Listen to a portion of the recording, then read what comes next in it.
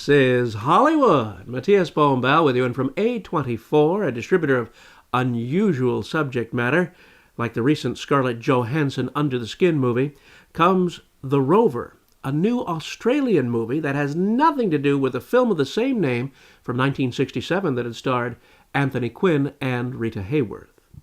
This Rover is an arid, unusual buddy film set in the near future, in a scenario, as the opening title suggests, 10 years after the collapse. The collapse is that of the Western economic system. In the Australian desert, a story of anger and revenge plays out in the dry and dusty, wasted landscape, with talented Guy Pearce relentlessly searching for the men that stole his automobile. Here, he catches up with them for the first time.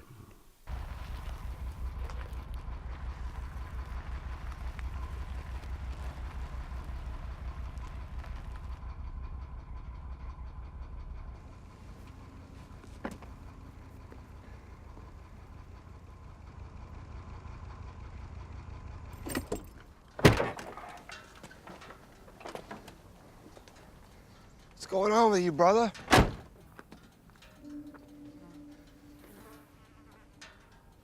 I said, what's going on, brother?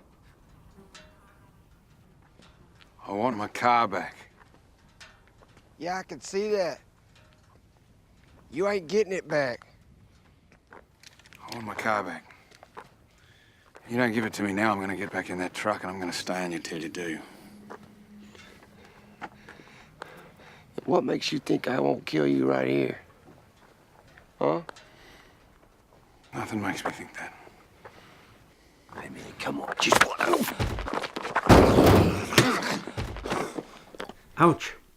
This entire movie has this dry, desolate, and survival of the fittest feeling.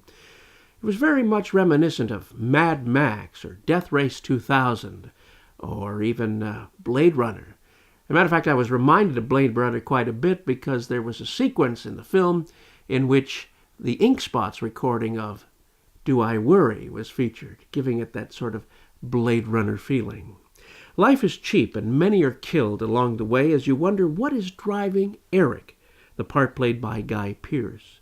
Along the way, he encounters a wounded man of arrested development who is no less than the brother of the man who stole his car.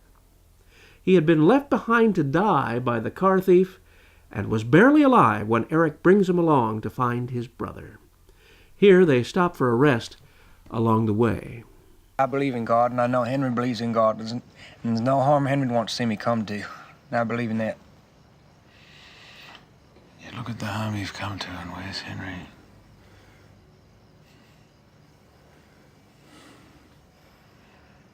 He's waiting for me. He's not waiting for you. Yes, he is. No, he's not. I'll tell you what God's given you.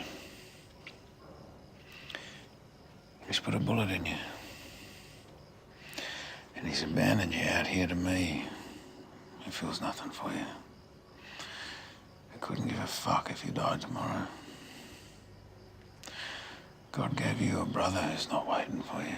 He gave you a brother who's not even thinking about you right now. Just because you and him come out of the same woman's hole.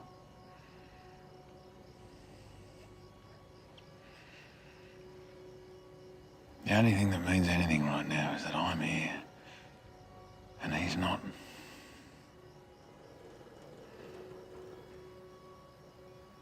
Your brother left you to die.